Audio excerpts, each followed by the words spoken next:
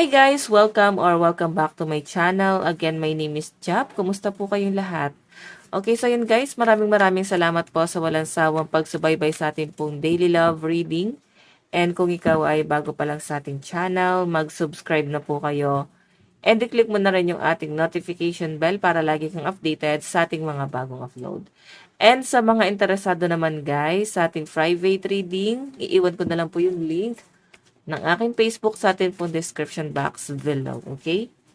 Ayan. And sa mga gusto guys magpa-wishing candle and cord cutting, ayan, pwede naman guys, ina-offer ko lang talaga siya tuwing full moon kasi mas malakas yung energy and parang mas mabilis, no? Pwede pa rin naman kayo guys magpa-cord cutting, wishing candle kahit hindi full moon. Okay? Okay. So, tignan natin guys, kanino bang love reading yung masasagap natin ngayon. Okay. Kanina po itong love reading, spirit guide, energy. Meron tayong Queen of Cups, pagpapatawad. Okay, yun yung malakas na energy na nasagap natin. Parang, mas umiikot lang siya guys sa healing and forgiveness. Okay, so may nakikita ko dito guys, parang medyo emotional kasi may usapin about sa pagpapatawad. Okay. Merong kailangan magpatawad dito. Pwede kasi guys na parang karelasyon mo to or sabihin na natin guys na bumabalik sa buhay mo. Or pwede naman guys na walang label. No? So, wala talaga kayo naging relationship at all. So, ang nakikita ko dyan guys, medyo emotional kasi yung sakit na ginawa niya nung umalis siya, nahirapan kang i-overcome. Okay? So, napapaisip ka kung tatanggapin mo ba, magpapatawad ka ba, ganon. Tingnan pa natin. Meron tayong Ace of Swords. Okay. So guys, ang pinapakita sa akin dito, puro pag-iisip talaga yung ginagawa mo. Kasi parang ina-analyze mo yung mga ginawa niya eh. Doon ka nagbe-base. Parang, teka, ito yung ginawa nito sa akin. Sobrang sakit ng ginawa nito sa akin. Doon ka parang yun yung basis mo. No? Kung patatawarin mo siya. Nakikita ko na mas matalino ka ngayon. Unlike before na parang magkarelasyon pa kayo. So, ngayon kasi guys, mas utak na yung pinapagana mo. Hindi na emosyon. Siguro yung pagpapatawad na ginagawa mo dito is dahil siguro may connection kayo. Yun yung parang i-consider mo kung ano man yung connection na meron kayo. Okay. Tingnan natin. Meron, diba? Death and revert. Bumabalik talaga guys, no? Ang lakas ng energy na may gusto makipagbalikan. Gusto makipag-ayos. Okay. Titignan pa natin guys ha. Basta gusto niya guys makipag-ayos. Okay? Gusto niya bumawi sa inyo. Gusto niyang burahin lahat ng kasalanan niya sa inyo. And yung intention guys, sobrang pure. Yun nga lang guys, pagdududahan mo kasi hindi mo naman siya nakilalang ganon. Okay? Pero yung pagbabago guys, itong taong to, sobrang laki ng pagbabagong ginagawa niya ngayon para sa sarili niya. Okay? Tignan pa natin. Grabe. I think may nangyari kung bakit ganito siya ngayon. Kung bakit ganito yung pakikitungo niya sa inyo. Sobrang napaka down to earth niya ngayon. Okay? Siguro isa din sa kino-consider mo na parang iba siya ngayon. Yun nga lang, nangingibabaw dito yung mga masakit na ginawa sa inyo. Okay, tingnan pa natin.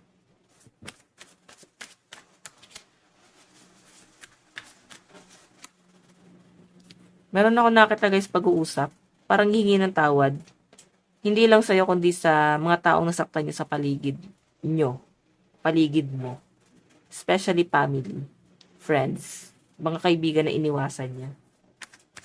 Pwede na sa circle of friends yun lang. Parang ganun. Okay, no? Iniisip niya dito guys paano siya babawi. Iniisip niya kung paano niya guys kung paano niya sisimulan. Okay? And kung makikita mo guys, ayan, meron tayong 7 of Cups. ang dami pa rin gumugulo sa isip niya, pero buo yung decision niya. Okay? So, malakas ang ear sign dito, no? Aquarius, Gemini, Libra, Capricorn, Taurus, Virgo, Cancer, Pisces, Scorpio. Titignan pa natin, guys. Ano yung nararamdaman ng person mo? Nararamdaman ng person mo? Meron tayong strength. Nararamdaman ng person mo sa'yo. Gusto ko talagang ligawan, guys, oh. 6 of Wands pa to. Sabihin, gandang-ganda sa inyo, gapong-gapo sa inyo, gusto kang ligawan, gusto kang, hindi naman yung parang aakitin. Parang, syempre, hingi pa rin siya ng consent sa inyo, kung dapat ba. No? Kung dapat ba siyang humingi ng tawad sa inyo. Yun po yung nakikita ko dyan. And, Queen of Cups, mayroon talagang naging meron kang duda, no, sa'yo. Siguro meron kang pinagsiselosan na ex na to. Wife or husband, ex-husband, ex-wife, or ex lang. Parang ganon. Hindi naman totally parang pinagsiselosan. Siguro yun lang yung parang iniisip mo na parang baka mahal niya pa yun. Baka pwede yun yung naging naging pumagitan sa inyong dalawa. Okay? So, kung makita nyo guys, ayun strength, gusto ka talagang balikan. Napakalakas ng chance, no? Napakalakas ng energy. Yun nga lang, nasa iyo yung sagot. Babalikan mo ba? Ito kasi gumugulo sa isip mo eh. Okay, parang inisip mo na parang meron pa. Or may gumugulo sa inyo na ibang tao. And aware dun yung person mo. Yun yung iniisip niya ngayon. No? Parang paano siya pupunta sa'yo kung may gumugulo sa isip mo. Okay? Tignan pa natin. Ano yung tingin sa'yo ng person mo? Chariot. Gusto ko talaga ipaglaban, no? O, diba? Gusto kong ipaglaban itong taong to. Gusto ko niyang kausapin. Yun nga lang, guys. Pwedeng iniiwasan mo. Pwedeng hindi ka nakikipag-usap din. Okay? Ayun, no? Yung communication kasi, guys, nandito, eh. Parang gagawa siya ng paraan para mag-reach out talaga sa inyo. Linak mo ba to? Okay? Parang nababalisa itong taong to. Gusto kang makausap. And meron tayong 2 of Cups. Partnership. Okay, sige, tignan pa natin, guys. Ano naman ang magiging action itong taong to? Magiging action ni person. O, diba? May offer talaga, guys, na cup of love. Yun nga lang, puro page. Ang naiisip kasi ng person mo dito, hindi niya pwedeng i-offer mo na yung love. Kailangan daw muna dito is mag-work yung communication yung dalawa. Or magkita man lang kayo. Travel yung nakikita ko dito. Okay? So, pwedeng yun, isa yun sa kino-consider ng person mo. Parang kailangan ka muna niyang makita. Parang hindi kayo sapat yung mag-usap lang kayo social media, text, ganyan. Gusto niya guys personal, kanyang makausap. And doon niya guys ipapaliwanag ng mabuti sa inyo. Yan ang Page of Cups. Doon niya guys sasabihin sa inyo kung ano yung mga nangyayari, ano yung nagaganap sa kanya. Okay, as in, parang ano na siya guys eh. Parang nakaplano na yung mga sasabihin niya sa inyo. Nakahanda na. Ilalatag niya na lang sa inyo. Okay, pero ang mas malinaw dito guys, communication yung i-workout niya. Okay, tignan pa natin. Ano naman ang magiging outcome? Meron tayong Ace of Pentacles, 2 of Cups, partnership talaga. O, pinaglalaban at ipaglalaban ka talaga nitong taong to. Sobra yung nakikita kong ano dito, pagiging sincere nitong taong to. Grabe. Alam mo, ipinipilit niya talaga yung communication eh. Gusto ko talagang makausap. Gusto niya talaga guys ng connection sa'yo. And kung makita nyo guys, meron pa ditong Ace of Pentacles. Mag-o-offer. May gusto siyang i-offer sa inyo. Okay? Meron talagang ibang involved, no? Siguro ito yung kino-consider niya. Gusto niya munang antayin mo siguro siya. So, may nakikita ko energy na parang kailangan antayin. Kasi kailangan niya munang ayusin yung relationship niya doon sa isa. Kasi pwedeng makagulo. Sabihin natin guys na hiwalay na pero may nanggugulo kasi. Siguro gusto niya kasing pumasok sa buhay mo ng walang ibang problema. Okay? Tignan natin guys si malalakas sa zodiac sign. Wait lang, kunin ko yung... Okay. Malalakas sa zodiac sign sa sign ni person. Scorpio, Libra, Sagittarius, Aquarius, Capricorn, and Pisces.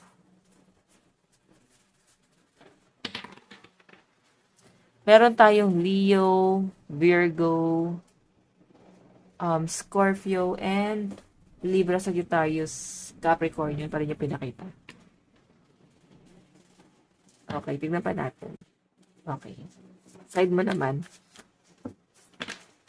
Nararamdaman mo kay person. Iniiwasan mo yung ano niya eh. Or may pag-iwas kang gagawin talaga. Kasi naguguluhan ka pa. Kasi yung love, siguro wala na yung love doon. Okay? Ayan. Basta maguguluhan ka sa taong to. Yung iba sa inyo guys, pwedeng komplikado yung relationship yung dalawa. Meron, di ba? Ayan Gusto mo talaga guys lumayo. Naguguluhan ka, love mo ba talaga siya? Or bibitawan mo na lang? Nahihirapan ka mag-decide. Sobra, hindi mo alam kung ano yung sasabihin mo. Hindi mo alam kung ano yung ire-react mo dito sa taong to. Sa approach niya sa inyo. Tignan mo, nakapokus ka kasi doon sa sa Ace of Cups. Nandun yung love. Pero nandun din sa point na parang siya din yung sumisira sa inyo. Siya rin yung parang nagpupush sa inyo palayo. Okay, sobrang hirap na hirap ka dito. Okay? Tignan pa natin.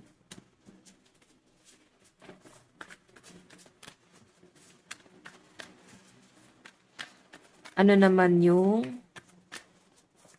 Okay. Ano yung tingin mo kay person?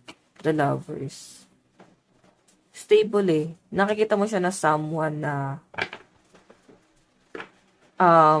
nandyan lang. Nakasupport naman sa'yo. Pero nahihirapan ka. Meron kang gustong mangyari talaga.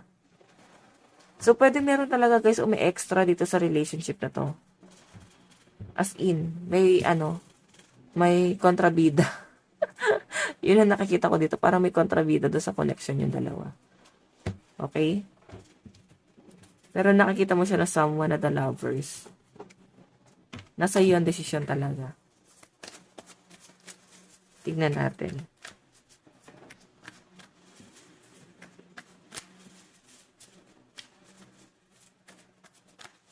Ano naman ang action mo? Ayan. I think tatanggapin mo yung cup of love nito. Yun nga lang, hindi siya madali, no? Iniisip mo rin kasi yung sasabihin sa'yo ng mga tao. Yung judgment, to. Pero nag-offer siya ng cup of love. Okay? Tignan pa natin.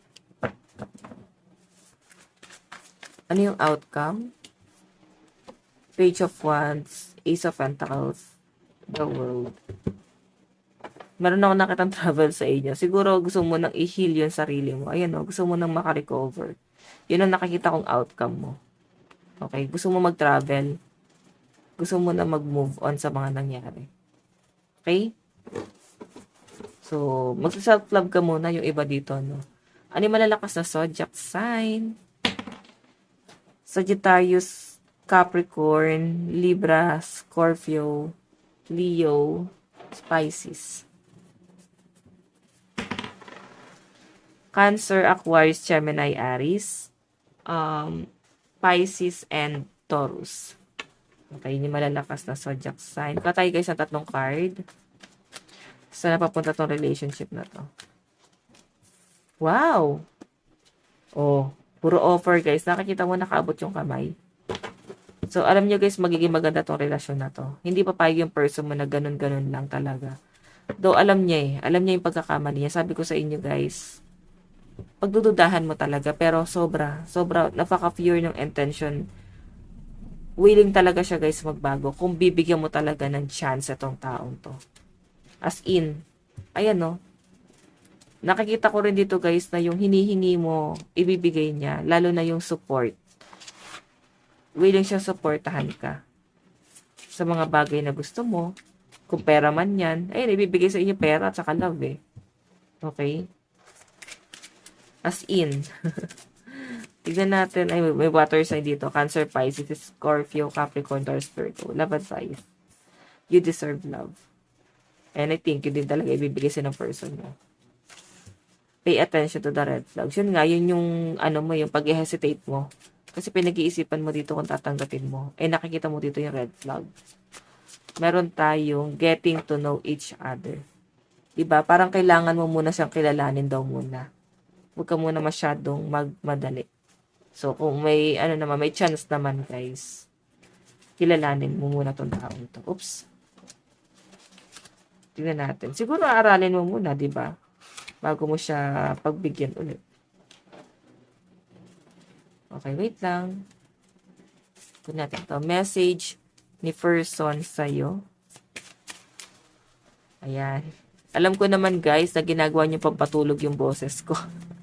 Mga kasi nakakaantok yung boses ko, di ba? May nag-comment kasi sa akin. And sa live, nagla-live kasi ako sa TikTok. Ginagawa daw niya pampatulog yung boses ko. Okay. Ayan, nasabi ko lang. Message ng person mo. Don't pressure me. Diba, nahirapan siya sa inyo, guys. Kinakabahan siya, nagpapanik siya, guys. Nape-pressure siya. Nandun siya sa point na parang feeling niya hindi mo na siya talaga tatanggapin. Hindi niya kaya, guys, tanggapin. Kung i-reject mo talaga siya. As in, parang papunta sa pagkabaliw. Ganun yung atake. Our love is eternal. Alam niya eh, parang feeling niya, mahal mo pa siya. Mahal ka naman daw niya. So, bigyan mo daw siya ng chance. Aayusin niya. Okay, ayusin niya yung sarili niya. Okay, I miss you but I don't have.